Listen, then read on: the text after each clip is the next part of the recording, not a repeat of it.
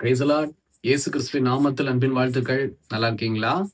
இன்னைக்கு யோவான் 20ஆம் அதிகாரம் 19ஆம் வசனத்தை பைபிள்ல வாசிக்கிற நல்லா கவனிச்சு பாருங்க. வாரத்தின் முதல் நாளாகிய அன்றைய தினம் சாயங்கால வேளையிலே சீஷர்கள் கூடியிருந்த இடத்தில் யூதர்களுக்கு பயந்ததினால் கதவுகள் பூட்டப்பட்டு இருக்கையில் இயேசு வந்து நடுவே நின்று உங்களுக்கு சமாதானம் என்றார். இயேசு கிறிஸ்து பூட்டியிருக்கிற அறைக்குள்ள வந்து உங்களுக்கு சமாதானம். யாருக்கு சொல்றாருன்னா சீஷர்கள் ஏன் பயந்து நடுங்கி உள்ள பதுங்கி இருக்கணும் ஒரு அறைக்குள்ள அப்படின்னா, இயேசு கிறிஸ்து அற்புதம் அதிசயம் செய்தவர்.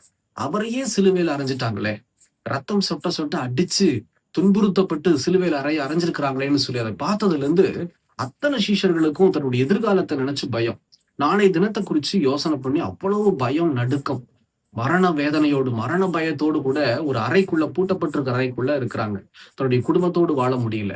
அத்தனை சீஷர்களும் அந்த அறைக்குள்ள இருக்கும் போது இயேசு அந்த அதாவது நேற்றைய தினத்துல பார்த்தோம்ல, மகதலேனா மரியாளுக்கு இயேசு தரிசனமானார்னு, அதே நாள்ல சாயந்தரம் இவங்களுக்கு தரிசனமாகிறார். அந்த டோரை கூட நாக் பண்ணல. நான் விசுவாசிக்கிறேன் என்ன அப்படின்னா, ஒருவேளை டோரை நாக் பண்ணா கூட என்னுடைய சீஷர்கள் பயந்துருவாங்கன்னு சொல்லி டைரக்டா உள்ள போயிட்டாரா அப்படின்னு சொல்லி நான் யோசிக்கிறேன்.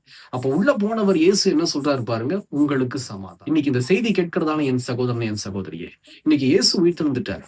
இயேசு உயிர்த்தெழுந்ததுக்கு அப்புறம் சீஷர்களை எப்படி பயத்திலிருந்து நீக்கினாரோ, தான் உயிரோடு இருக்கிறதை இந்த சீஷர்களுக்கு காண்பித்தாரோ, இன்னைக்கு உங்க கூட பேசிட்டு இருக்கிறார்.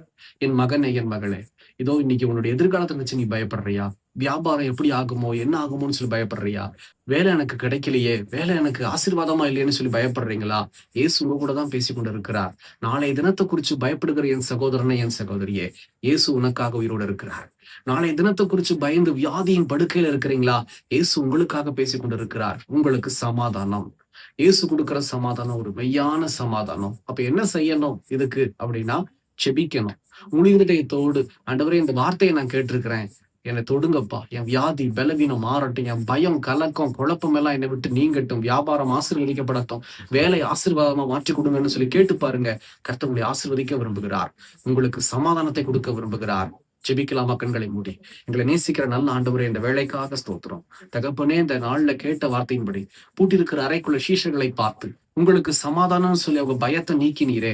இன்னைக்கு இதே பயத்தோடு கூட இருக்கிற உங்களுடைய பிள்ளைகள் உண்மை நோக்கி கூப்பிடுறாங்கப்பா. இயேசுவின் நாமத்துல அவங்களுக்கு சமாதானத்தை தந்து அவங்களுக்கு உண்டான சகலத்திலையும் கர்த்தர் ஆசீர்வதித்து பெருக செய்ய மகிழ பண்ணுங்க. கூடவே இருங்க. நீர் உயிரோடு இருக்கிறீரப்பா. தொடர்ந்து ஆசீர்வதியும். இயேசுவின் நாமத்தில் பிதாவே, ஆமென், ஆமென். ஜெபியுங்கள். கர்த்தர் உங்களை ஆசீர்வதிப்பாராக. God bless you.